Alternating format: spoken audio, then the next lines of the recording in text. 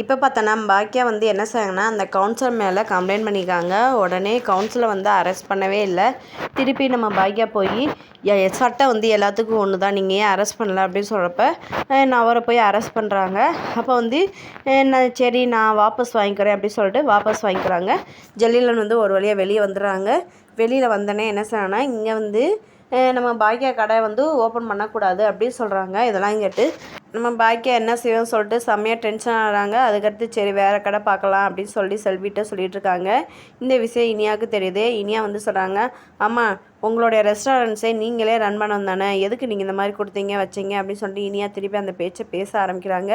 அதுக்கு பாக்கியா சொல்கிறாங்க, விடு இனியா என்ன இந்த பற்றி நீ பேசாத அப்படின்னு சொல்கிறாங்க.